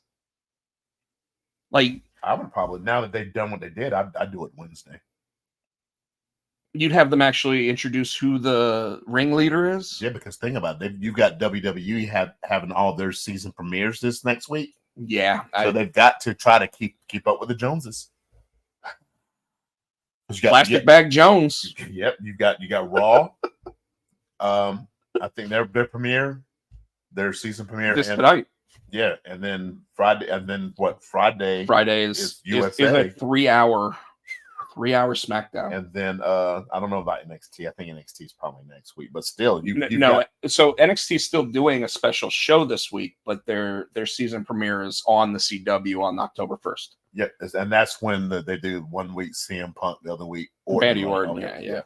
So, like I said, it would be smart, but no, and you know what? What would make it even smarter is, you just said that the Netflix thing happens on the 25th, which is a Wednesday. Ooh. They could start teasing it and have Shane come out. That'd be funny if Shane came out. Well, that's what I'm literally wondering is like, oh shit, do they go up against the Mr. McMahon thing with Shane McMahon coming out at AEW on the 25th? We called it first. We called it first. We damn sure did. We damn sure did. Because that's how I would do it. Because that's going to be. As soon as you said the McMahon, I'm like, bring Shane out on that. Yep. And that's a Wednesday. We called it first. Wouldn't it be even better if like the Jumbotron comes up with Mr. McMahon and Shane starts calling himself Mr. McMahon? Oh no. They start playing No Chance in Hell. They'd probably have to do a Mikey Ruckus remix of it, but they want to do Here Comes the Money. I'd rather them come to Here Comes the Money. Wow. Yeah, I think the 25th is when, and that's the week before the CW launch of NXT and everything else. So I think they try to hold it off for another 3 weeks. I think they hold it off for 3 weeks. All right. Anything from these wonderful shows that you want to discuss? Well, Braun Strowman getting to take Bronson Reed's place in the 4-way to get into the 3-way to get into the 4-way. And the reason why? You know why? Because he's going to make sure that he doesn't win. Bronson had COVID. That's why he couldn't be there. So now they're like, he'll come out this week. So how do you feel about that Braun Strowman was supposed to be out because of the spot on the car, and then he comes back with all the kinesio tape on him, and he's like, I can go. Medical cleared me. I can barely. And then he wins the match. We've seen it before. We really haven't seen it under the Triple H era. Yeah, but he won't win. Well, no, I think Bronson Reed's going to get him out of the match. I would rather see. I want to see Pete Dunne win that. I want to see him get speared. There probably won't be, because Pete Dunne still got his shit going on with he's got 2 things going on. He's got the shit going on in NXT and then he's got Sheamus. So I don't see him winning. Who else is in that match? Jay and Ilya. So I was reading somewhere like Jay and Ilya each pin somebody, so they turn it into a triple threat. Jay, Ilya, and Braun. Is it a single pin or is it an elimination? See, I don't know. So it's probably a single pin, and I could see both. Well, I could see both of them having him in a submission. So when he taps out, you don't know who he tapped out to. But I gotta ask, so we've already wanted Ilya in the match with Braun and somebody before when it was him and Sammy. Do we want and okay? Let me preface it with this. Main event Jey Uso has to at some point become main event Jey Uso. Like kind of like the LA. That's almost like the LA Knight thing. They kept. Yeah, but it's it's faster with Jay. Like, because it's been since WrestleMania. That's what I'm saying, but people have been cheering for him to get a belt just like they were with LA Knight, right? So I don't want them. Well, I just think they're cheering for him. I don't even think it's for the belt. No, I'm saying they need to put something on. It's kind of like we talked about with LA Knight. If you wait too long, you waited too long with Sammy. Remember, we had this conversation. Yeah. No, you're right. You're 100% right. White hot right now. They need to go ahead and pull the trigger. Yeah, but do you actually have him beat Braun Breaker? Or is that why you do a triple threat so that way Braun doesn't actually? Okay. Because Braun's good enough to go. You know what? World title. You know how like sometimes they bring back that nostalgia act to sit there and go against somebody, and I mean right now they're really playing up the Braun and Jay because it's like no one from your family has ever beaten anyone from my family. So Ilya doesn't even play into that, which unfortunately means to me if you make it a triple threat match, Ilya's the one that gets the win. You know, no, he's the one that wins. Ilya wins? Yeah, because he's the one no one's talking about. Okay. So he sneaks out the victory. And then of course you have an actual feud between Braun and Jay because it's you're the reason I lost my title. You know, because you ate another pin, you know, or whatever. I don't know. I really want. Well, I want to talk about that nostalgia thing because I want to get your thoughts on something that I read. So it's no spoiler tonight alert. Bret Hart will be at Raw tonight. That's not a spoiler. Yes, so I already called what I expect to see happen there, and I haven't seen anything from it. I expect him to be in the ring, and it become part of the Gunther and Sammy thing. That's what I read, and he attacks Bret. It's literally what I wrote on Tuesday last week in our Facebook group, and I did that because I was like, if you remember correctly. When Sammy came out for his very first match on Monday Night Raw, who introduced him for that match? Was it Bret? Bret Hart in Calgary. Okay. And it was against John Cena during John Cena's U.S. title run that Kevin Owens ended up beating him. Sammy was originally supposed to, but Sammy blew out his shoulder and that was out for like 6 months. And that's why they went with Kevin for the win. Don't spoil it, Barrett. He said it's over now. So apparently that's already been done. So don't shut up, Barrett. Yeah, I would assume that probably started the show. Yeah. But if Bret's all over Raw, which is what Chris Barrett's saying. Oh, I thought he was saying. I thought I was reading that it was over, like it already. Oh no. Okay. No, I'm sure he's backstage shaking everybody's hands, kissing babies, doing all that stuff. And I would assume that. Actually, I'd assume that closes Raw. And shut up, Chris Barrett. All right, spoiler alert, folks. That most definitely did not happen. Remember, Bret Hart can't take a bump, so like anytime that he's even, although I guess he can because didn't he win the U.S. title after they said he can't take a bump? Did he win? He beat like the Miz or something for the U.S. title at one point. I don't remember. Anyway, Anyway, we both just said the same thing. But anyway, so the Liv Morgan revenge tour, yeah, it's still going strong. Yeah, I don't. I mean, it's She's holding the belt till Rhea gets it back. I mean, we all know Rhea's getting that belt back. She doesn't need it. She didn't need it, but she never lost it. I think they let her get it back. She never lost it. She had to give it up. Well, I mean, I agree. Yeah. Isn't it crazy to think that right now the two biggest names in women wrestling in WWE are Rhea and Liv when it was Becky and Charlotte? Like, and now Becky's not under contract and Charlotte's been out with injury for 9 months? Yeah. Charlotte's she's probably coming back soon. Okay,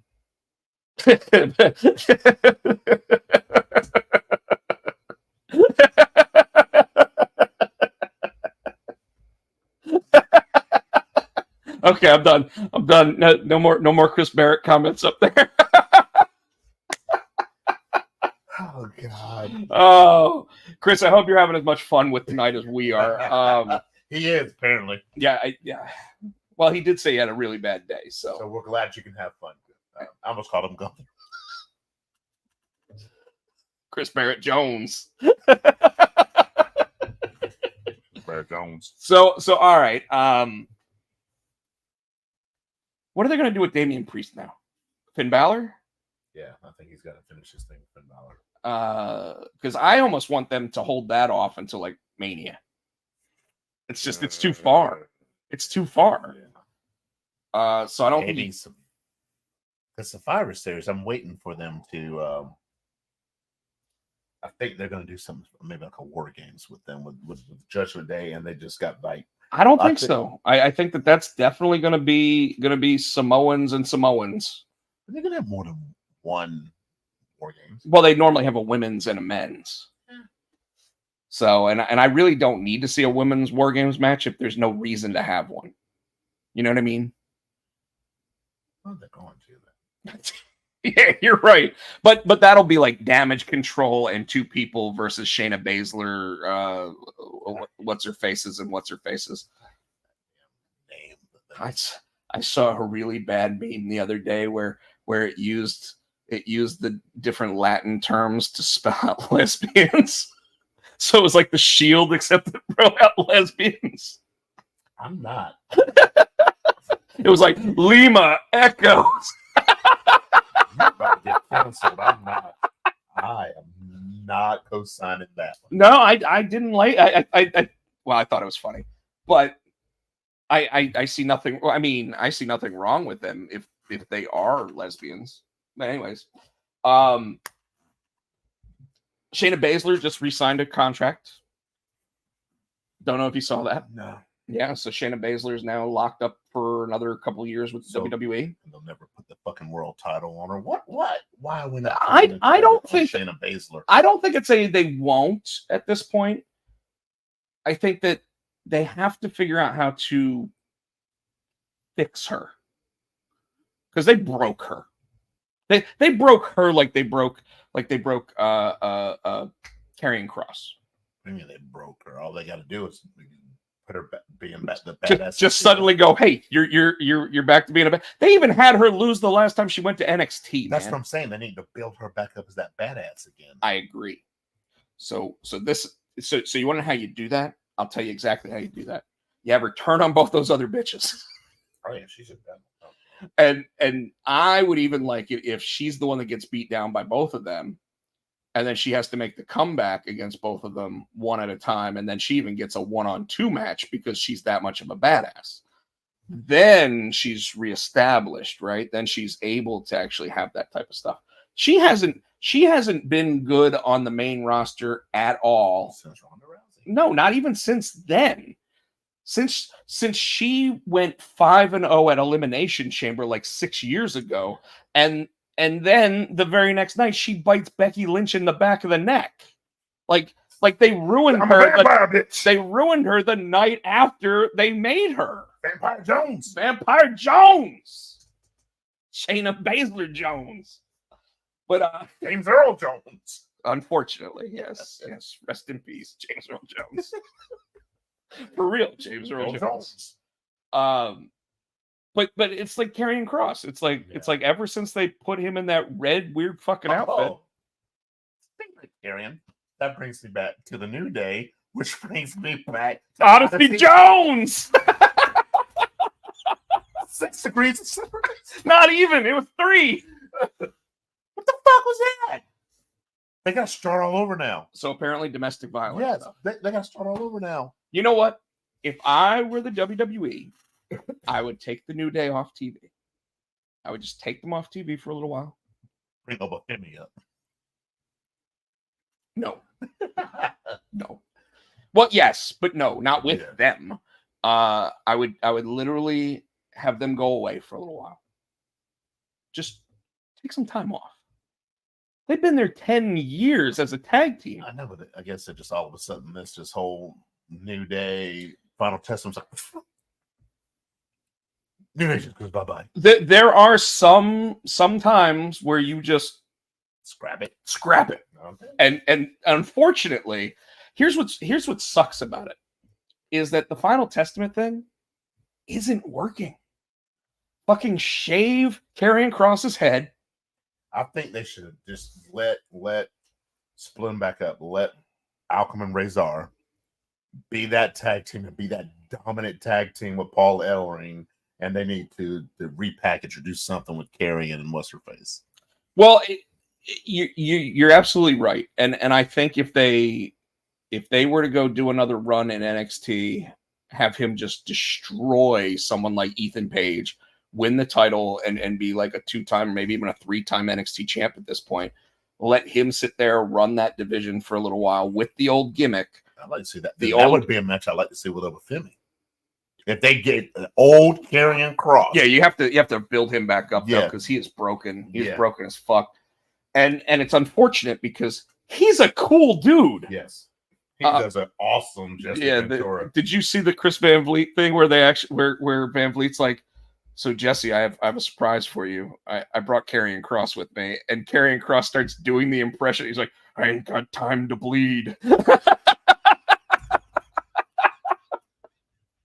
And he's literally doing the impression back and forth. I would love to see him and what's the man's name? Oh, Will Sasso. Oh God. Well, so after they had Karrion Kross in the room with Jesse Ventura, they pulled up Will Sasso on a screen. Will Sasso's got him down too. Him and Sasso and Karrion Kross went back and forth at one point. And that shit was hilarious. There's YouTube videos of Karrion Kross in like supposedly being Jesse Ventura in the bathroom where the door's closed and you could just hear him going like, back when I was in Tonga. Nice. Like he's just looking at the mirror, taking a shit, whatever. He's like, nice. Yeah. It absolutely was confusing because Jesse Ventura does not shut up when you talk to him. Like he's like if you got him for an hour, you've got him for an hour, and it's just gonna keep going on, Gino. It's like they asked him if he watches the product now that he's back part of the thing. He's like no, they don't have Mean Gene Okerlund. I'm telling you. Speaking of Mean Gene, not Mean Gene. He's not the new Big E, dude. He's the new Bobby Lashley. And the dude, as soon as I was sick last week, so I was going to go to bed. I'm like, nah, I'm gonna watch the first little bit of Raw. That new dude sounds like Howard Finkel, especially when he's like, "Hey, welcome to." That bitch sounds like Howard Finkel. Dude, Joe Tessitore. By the way, I'm glad you actually brought this up. I love Joe Tessitore. He has been the ESPN boxing announcer. He was actually the voice of like the fight night games. He's been college football, Monday Night Football, and here's what I liked about him on Monday Night Raw. One, he's a fan. Yes. Oh, I like once he started settling in and started coming, and I guess it wasn't his real voice when he first started. He went, "Welcome to Raw." He sounded like Howard Finkel to me. When he was doing that, as he started settling in and doing, he never had a. However, so one of the things I really liked about last week's Raw was when Wade Barrett introduced him. It had a different feel to it. Yes, them being outside the ring, actually being, and him going like, and being in Denver, Colorado. You know, like I was like, this, I get it. He got interviewed after the episode was over by not Kathy Kelly, but the other one. I know you're talking about. The one that looks like Kathy Kelly that's not Kathy Kelly. Yeah. And she was like, I don't know if you've looked at Twitter, but people are already talking. Oh, Jackie Redmond. She's like, people are already talking about you. And he's like, well, I hope they're saying good things. And she's like, it's been extremely positive. Wow. Which is great because the things I noticed. Now, did I expect him to get some names wrong? Yes. He called Kairi Sane Io Sky at one point. He did stuff like that. Jim Ross does that. But Michael Cole does that. Yeah, Michael Cole. Michael Cole used to be like, and Cody Rhodes just into the corner with a Cody Rhodes. Yeah. What? But he's the best in the game right now, right? Tessitore, like I said, one sounded like a fan. Yes. Which I loved. Yes. On top of sounding like a fan, he in that interview with Jackie Redmond, he's actually like, I was so giddy about this that I went and I bought a bunch of merch. And that's so and awesome. When you see him like shaking Triple H's hand after the whole thing, he's got like a stack of merch in his hand. But he did his homework. So he had already tried to learn as much about the finishing moves, about different wrestling holds, different things that like you would not expect him to know based on his history of being an ESPN guy and whatever. And I love that. I respect because he did his fucking homework. Whereas Jimmy Smith, I liked Jimmy Smith when he was on there, and I liked Jimmy Smith because he didn't sugarcoat a bunch of the stuff, and they told him just do how you do MMA. But you could tell he never learned the moves. He never learned what they were doing. He never learned any of that stuff. Adnan Virk, he didn't even learn the wrestler names. Like Adam Lee. Oh, God, don't. Jeff Harvey. I was trying to remember how he actually Jeff Harvey. But see, that's one of the things that Tessitore is like a Mauro Ranallo. He's already a fan of the product, and so they had him there at WrestleMania weekend. I don't know if you know this. Like, and he was doing stuff for ESPN backstage for ESPN, talking to the wrestlers, talking to the staff, whatever. And he genuinely sounds excited. That's awesome. You know, and that's not something you get from a bunch of these guys. Obviously, as we try to blur the lines more between realistic and sports entertainment side, you want somebody that actually brings that. And I mean, like Jim Ross used to broadcast Oklahoma football games. You know, Gordon Soley used to broadcast football. Like all these people used to do something other than what they're doing. Michael Cole was a journal, wasn't he? Like a journalist? Probably. I don't know. He said, yeah. The fact that a WWE employee bought merch shows that he's a fan and not so. And he gave a bunch of the merch away to the people in the audience. He just like tossed it to them, you know, like that's awesome. You know, but the there was something else I was going to say about it. I'm missing what I was thinking here. You said he was excited. Yeah, but it was. He just. Oh. The Drew McIntyre thing, when Drew McIntyre showed up and he was wearing the hoodie, so this is how you know that Tessitore isn't like listening to someone on the earpiece, right? He literally goes, he's standing right in front of me. That's Drew McIntyre. I could tell that's Drew McIntyre. I forgot about that. And it's one of the times that not being in the audience at the show, you're happy because he didn't notice it there and go, who is the man in the, and instead he's like, I can tell that's Drew McIntyre. And you're right. He does have that, I can tell he's Drew McIntyre. He sounds like he's doing Shakespeare, you know, but that's his real voice, which I wish I had that voice. Are you kidding me? Like that voice is just beautiful. To me, after hearing that,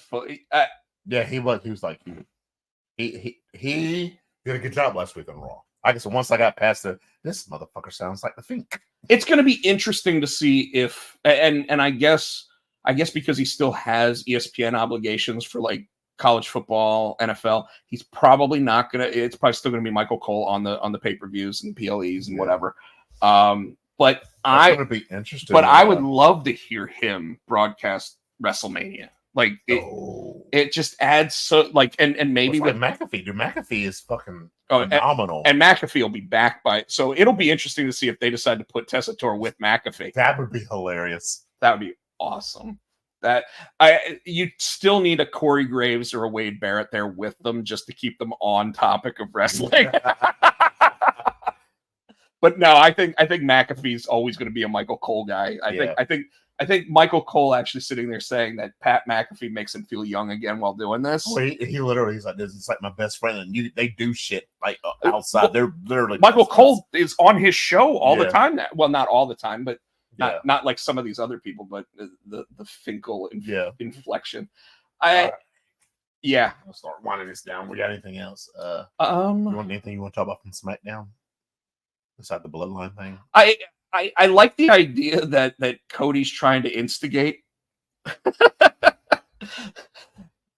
There is someone from the bloodline who was the enforcer that deserves to go after my title, and it's not you, Solo Sikoa. You. I'm talking to you, Jacob Fatu. The look on Solo's face, he's like, and then he's like looking at it, and when he was looking at him like, motherfucker, you for real? Get down. You see a look on his face. Get down, motherfucker. You my enforcer. You don't get your damn ass off this fucking apron. That's why he's looking at him. And he goes, I know what you're trying to do. You're trying to put a, Well, and then of course, Nick Aldis ends up signing the match for Solo, and now is that match Friday? Yeah, the season premiere. So on USA. So does it open the show? Does it close the show? Mm. Probably closes the show because Roman will come out. That's why I think it would open the show. I mean, if you want a big initial rating, that especially because I don't know if you noticed what Fox is doing on Friday night now. College football Friday night.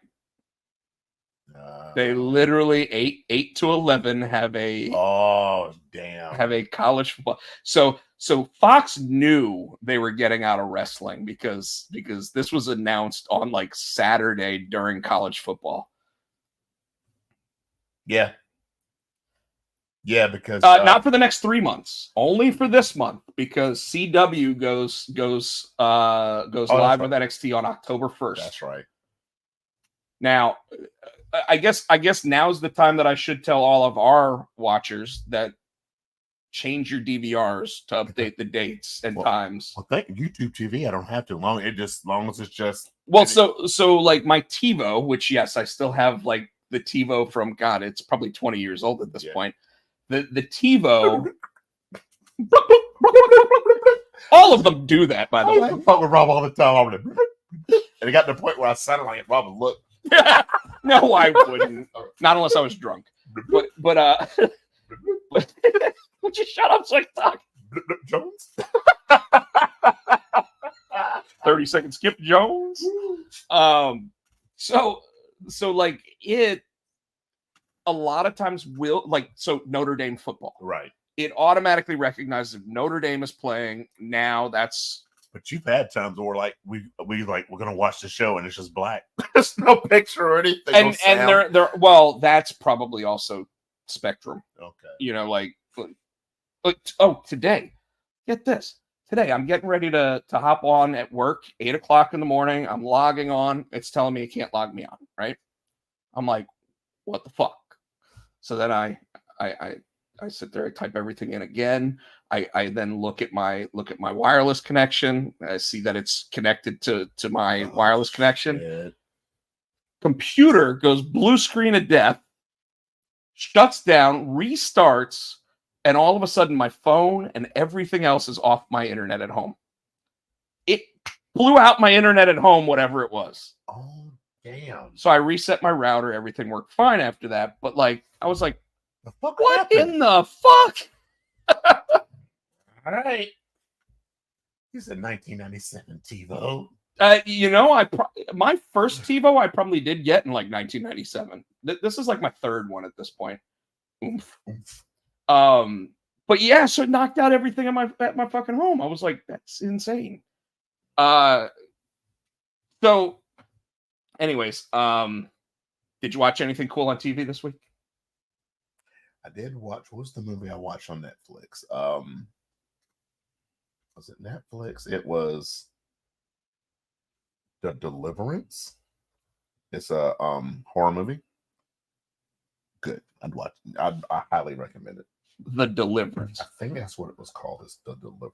So one of my favorite movies. In fact, it's probably my favorite movie of all time is Tombstone. Yeah. Right. So the Kurt Russell, Val Kilmer, old school. So I watched, like, Netflix has a 6-part documentary on Wyatt Earp. And I've got to tell you, I've watched Tombstone like 50 times. Okay. It is my favorite movie. If I cannot find anything on TV, I will watch Tombstone. And I can quote almost the entire damn movie. I could, like I've got the inflection in my voice of the characters. I talk about how much mustache there is in the entire film all the time. Their documentary, 6 parts, okay, like hour long, 6 parts, shows just how accurate the movie Tombstone really is. And it's crazy. Now, I always knew that the movie was accurate because I've also watched all of the behind the scenes stuff for it, and know that Wyatt Earp III was a stagehand on the movie set. Oh, damn. So they actually had the great-great-grandkid of Wyatt Earp at set. So when they're making the film and everything, like, he's there, so like they can ask him, well, what was your granddad at? Like, but there is so much out there about it that like a lot of people don't realize that the OK Corral shooting was 21 seconds, literally 21 seconds. So in the movie Tombstone, it's 21 seconds, right? Wow. In this documentary, they actually said it was under 30 seconds. It was 21 seconds. At this point, I'm going to assume that Tombstone knows what they're talking about. But they talk about how one of the Earps got shot while playing pool, and how he was like leaning over the thing, got shot in the back, and then it ended up killing him. All that stuff going on, like everything about it, like is super accurate. Like there's a scene where you see Kurt Russell and he just decides, I'm going to walk out into the lake and I'm just going to start shooting cowboys. Okay. So he actually did that. The documentary talks about how he went out there, didn't get a scratch on him, and took out one of the guys that killed his brother. Oh, damn. Now, granted, in the movie, he shoots like 6 people there. But in the documentary, I think they said he shot 3, but he killed the one that actually had something to do with killing his brother. But I mean, like, they had him from both angles, and he just walked out into the just shooting. Anyways, so I watched that. I've got 2 episodes left of Into the Badlands. Mm-hmm. It's crazy. I'm disappointed that show's not going to continue, and I guess we're getting ready to have all of like the Law and Orders come back. So wait for all my shows to come back. So it's October 7th. You got Superman and Lois coming back for the final season. I can't believe that. It's only about 3 seasons. No, it'll be the fourth season. Fourth season. But they started with the death of Superman. Yeah. So like it's like 3.5 seasons. Anyways, Young Guns is the most accurate depiction of the.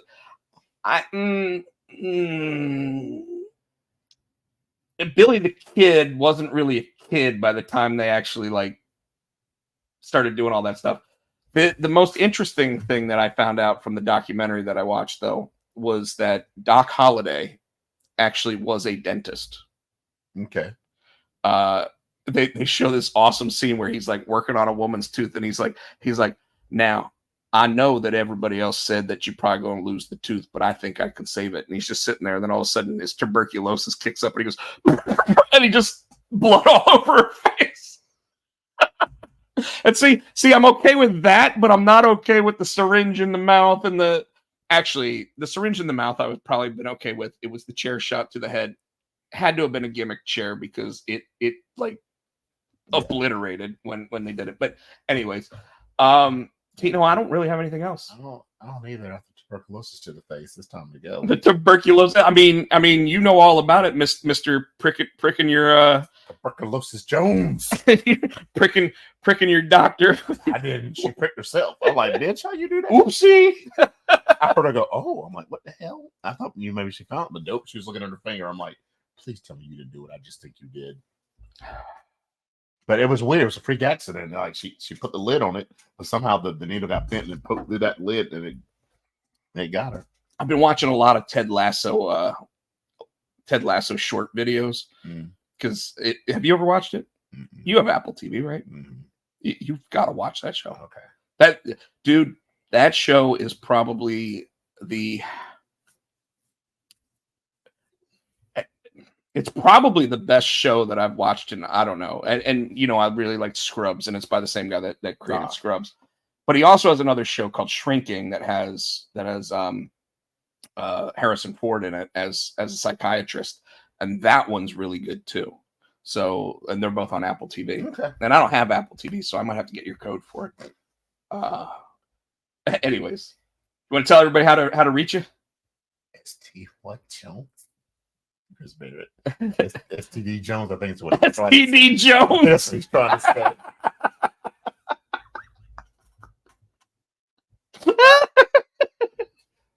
Oh, we're punchy now. You got me on that one. Oh, good. All right.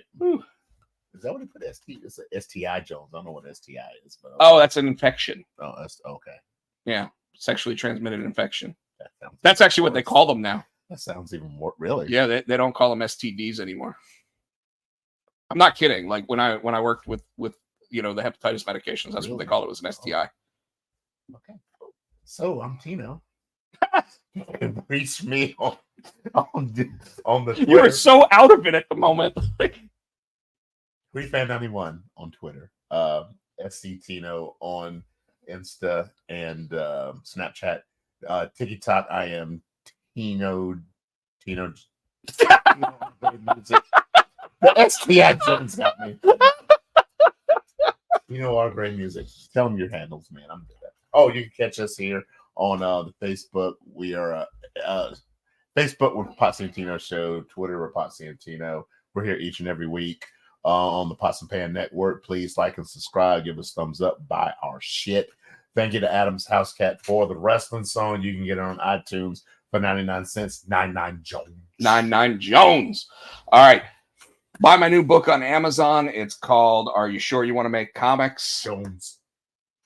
Without the Jones. It's available for $9.99 or it's on Kindle Unlimited. 999. Chris Barrett even wrote 99 this time. 999. You can find me on Twitter at Potcheck. You can find me on Instagram at Rob Potcheck. On YouTube at Rob Potcheck. On both Twitch, TikTok, and Snapchat, Rob Potsy Potcheck. Jones. 999 Jones for my book. You can get it for $9.99 Jones. Wow, we gotta stop doing that. Like, people are gonna be like, "What the fuck are they doing?" Jones. Do you want to tell them?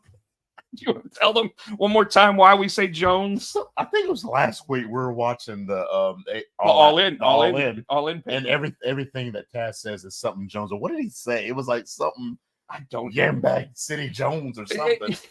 Well, it was always Yambag City. Yeah. And then he started saying he started saying something like gonna get him in the something Jones. And here, like, it's something Jones. So I'm like, I just thought the shit was funny. We talked about that all last week. It's something. So everything was something Jones. Exactly, Yambag Jones. Yeah. That's a great Xbox handle right there, Yambag Jones. You just got owned by Yambag Jones. I'm gonna change my damn band name. Yambag Jones. Dude, that's an awesome band name. It'd be like One Night Only, Yambag Jones. No, but seriously, if I because at one point I had the handle in one of the gaming things. It was Theo Huxtable. So it's every time I kill somebody, it said you got killed by Theo Huxtable. That's fucked up. So I'm thinking Yambag Jones would be a great one. Oh, you should be Smooth Criminal. You got killed by a Smooth Criminal. No, but Yambag Jones is a great one because people be like, what the fuck's a Yambag? And then they look it up and they be like, oh. Tank Jones. I can't even with that one. All right, folks. Thank you so much. Once again, like he said, thank you to Adam's House Cat. Thank you to you guys for being such fun audience. You got Jones. I gotta go home. Don't lean this way if you're gonna pee yourself. All right, folks. I've got to end the stream now because otherwise he's gonna have a stream going. We'll see you next week. Bye. I was just ending the stream. I didn't even put up one of the. I gotta end this. Everybody wants to be the nature boy, but I am the man of the hour, the tower of power. Too sweet to be sour, make you scream, oh! Like Jared Power, there have been many imitations, but only one nature boy. I am the greatest thing going today. Whether you like it or not, you better learn.